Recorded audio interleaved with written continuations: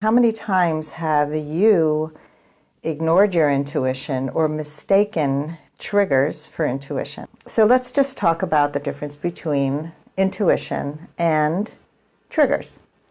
So intuition comes from aligning with your core values. It's pulled from your past knowledge, your past experience. It helps us be true to ourselves. So there are times in our lives when we have listened to our intuition and we've made really good choices.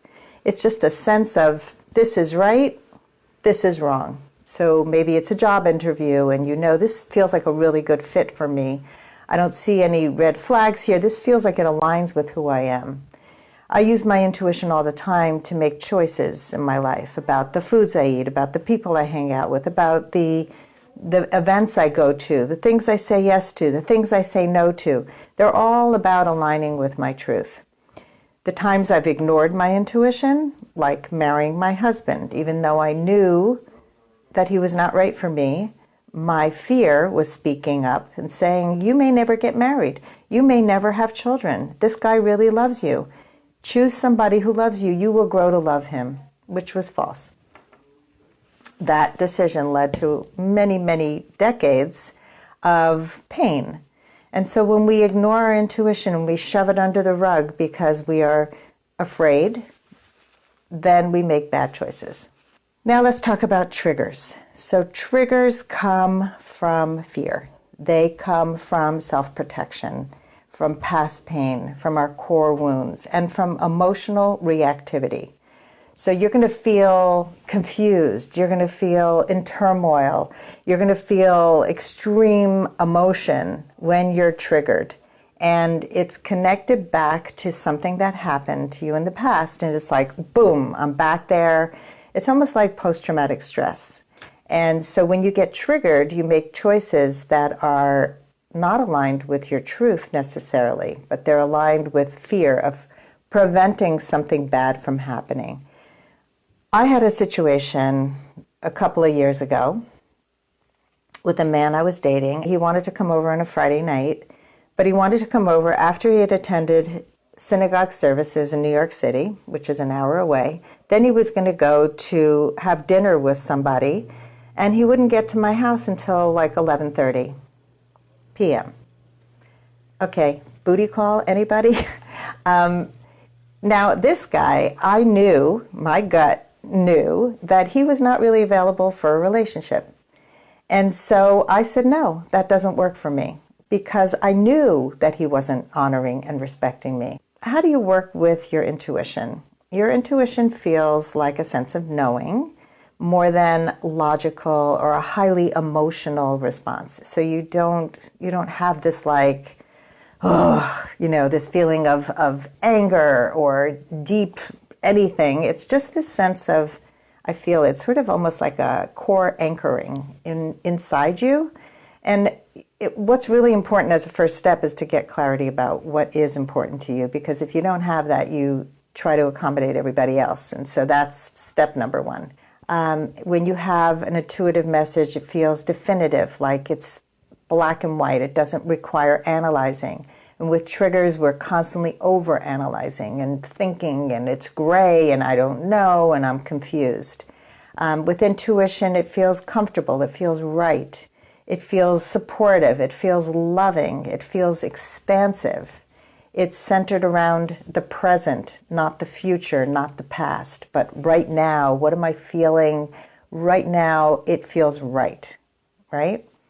So with fear or triggers, it's highly emotional. It causes anxiety. You have physical symptoms. You could have a stomach ache. You could have a bad headache when you're triggered.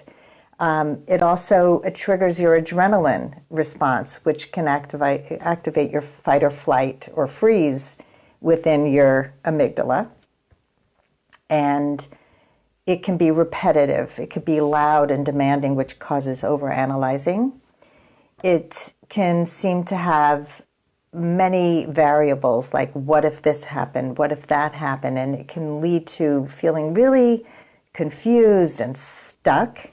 And it also can feel harsh, and it can feel restrictive, like tightening, And it's usually centered around the future scenarios, things that haven't happened yet, but you're imagining. Like, I just spoke to a potential client who her fear was, what if I'm alone the rest of my life? And so what we often do with those fears or those triggering moments is so maybe you respond to a man that you don't really love because of fear of the future of being alone, which is what I did when I got married.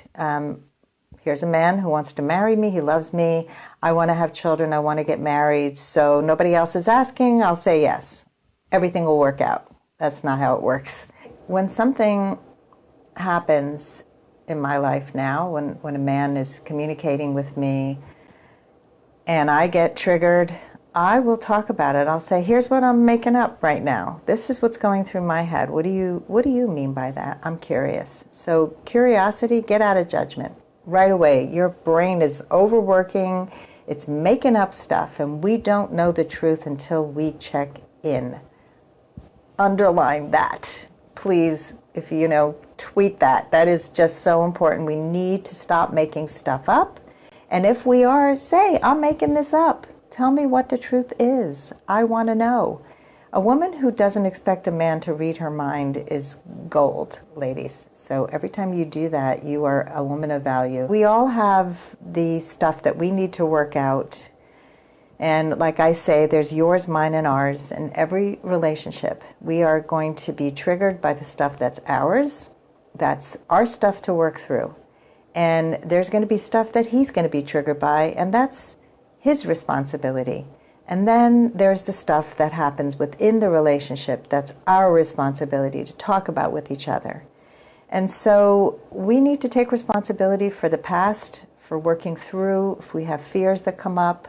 When we make choices from that place of aligning with our core truth, we live a wonderful life, really. It's just, you have control over your life. And so stop giving so much power to other people to make our choices for us. Make your choices for you. If there is a difficult conversation that you are struggling with right now, I have a special offer, and it is a 1-hour session with me, which I have never offered before, to work out a conversation, a tough conversation, whether it's about a relationship with a man, with your children, with a family member, with a work colleague or boss. We can script this together so that you can have clarity about your issue. You can figure out what the key issues are, what you're feeling, what you're needing. We will have a script for you, and you will be able to have that conversation and stop losing sleep over it. Align with your values. Have those courageous conversations.